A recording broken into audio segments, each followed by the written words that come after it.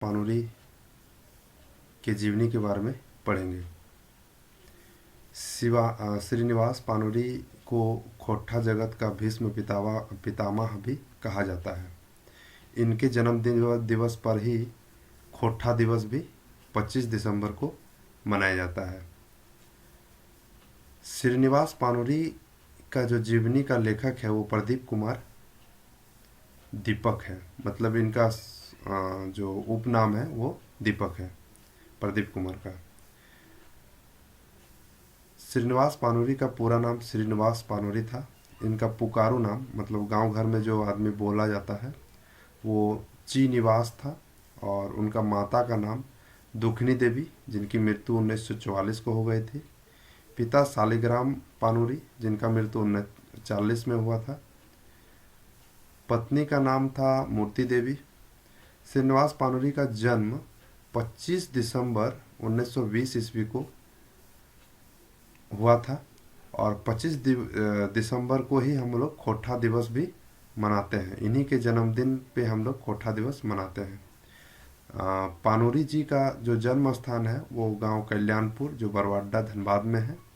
उनकी मृत्यु 7 अक्टूबर 1986 ईस्वी को हुआ था। और भाई का नाम राम खेलावनपुरी था। बहन का नाम सावित्री देवी थी। श्रीनिवास पानुरी जी के 5 बेटा और 2 बेटी थी। श्रीनिवास पानुरी जी अपने साहित्य के माध्यम से झारखंड के बेरोजगारी, गरीबी, शोषण, सामाजिक कुरीतियों के बारे में लिखे हैं।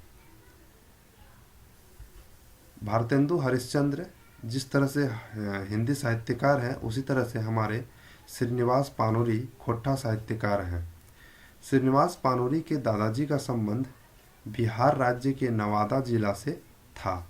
उनके दादाजी 3 भाई हुआ करते थे। एक भाई झारखंड के कतरास में, दूसरा भाई कल्याणपुर में और तीसरा भाई बरवाडा में रहने लगे थे। श्रीनिवास पानुरी श्रीनिवास पानुरी साहित्य के क्षेत्र में 40 वर्ष काम किए, जिसमें 40 खोट्ठा किताब और 40 हिंदी किताब लिख दिए थे। श्रीनिवास पानुरी जी से मुलाकात करने विनोद बिहारी महतो और A.K. राय जाया करते थे। उनके गुमठी पर पान खाते थे, साथ ही साथ 2-4 कविता भी सुनते थे। कहने का मतलब है कि श्रीनिवास पानुरी क्या थे, उनका पान की गुमठी बरवाडा में था। वहीं पे विनोद बिहारी महतो और आपका A.K. राय जाया करते थे और कविता सुनते थे।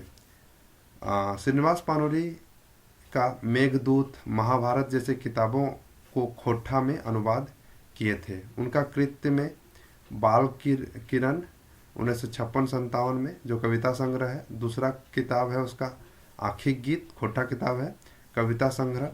और तीसरा किताब तितकी, ये भी कविता संग्रह है। और मातृभूमि जो 1956 में इसने लिखा, जो कि खोट्ठा किताब है इनका। ठीक है, थैंक यू। आपको और भी इस तरह की JSSC के द्वारा जो झारखंड सचिवालय का फॉर्म निकला है, उसका सिलेबस के आधार पर पढ़ना है तो इस YouTube चैनल पे आप बने रहिए। आपको लगातार वीडियो मिलते रहेगा। धन्यवाद।